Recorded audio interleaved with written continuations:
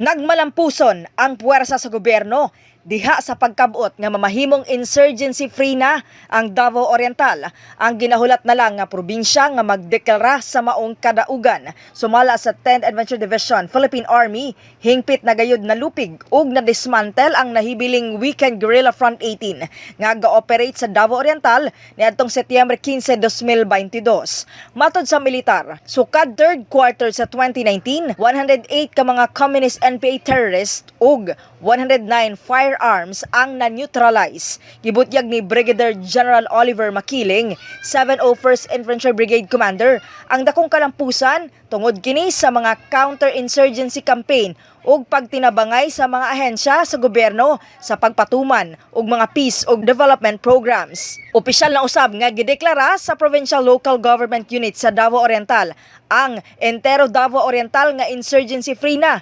Diin unanimously giaprubahan sa Council ang Resolution No. 1, Series of 2022 atol sa Provincial Peace and Order Council Conpipok niadtong Setyembre 19, 2022. Kasama mo sa balita ug serbisyo publiko, reaching millions nationwide and worldwide for 70 years. Radyoman Aimee Ginita, Tatak, RMN.